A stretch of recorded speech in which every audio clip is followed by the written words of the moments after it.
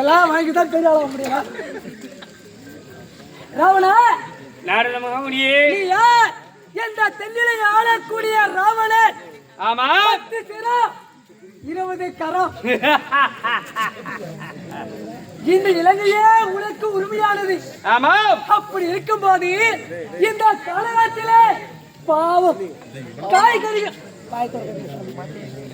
காய்கறிகளை பறித்து காலான தளத்தை குளித்து உயிர் வாழக்கூடிய இந்த முனிவர்கள் என்ன தவறு செய்தார்கள்?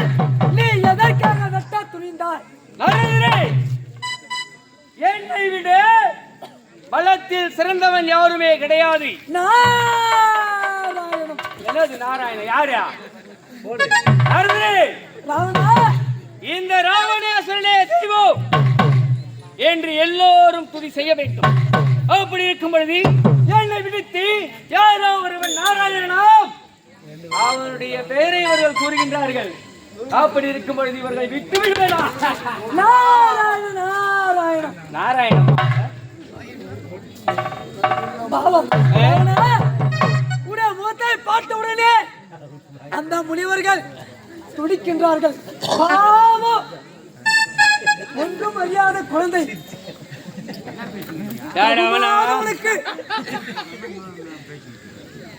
வேணும்னா வரந்தா வாங்கணும். அது உண்மைதான். ஆமா,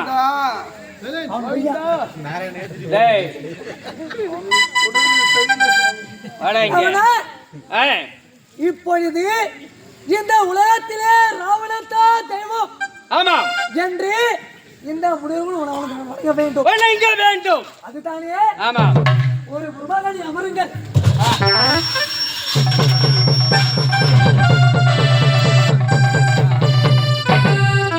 முனிவர்களே, சாமி ஒரு வாருங்கள். காப்பாத்துங்க சாமி,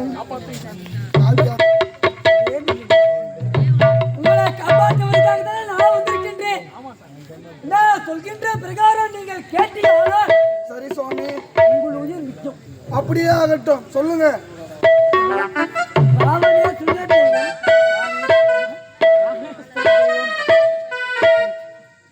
நாம் எல்லாரும் துதி செய்வோம். ராவணேஸ்வரனே தெய்வம், நாம் எல்லோரும் துதி செய்வோம் சாமி. சொல்லுங்க. ராவணேஸ்வரனே தெய்வம், ராவணேஸ்வரனே தெய்வம்.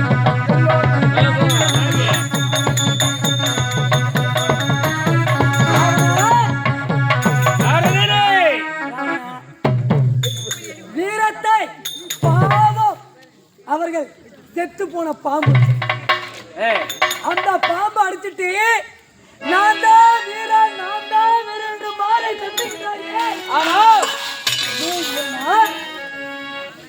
முன்னை விட வீரன் ஒருவன் இருக்கின்றான்.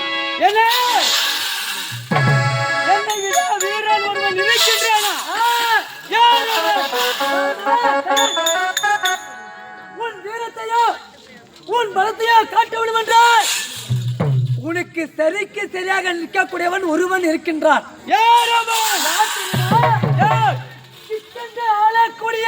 ஆளக்கூடிய வாலியா வாலியா பலசாலியா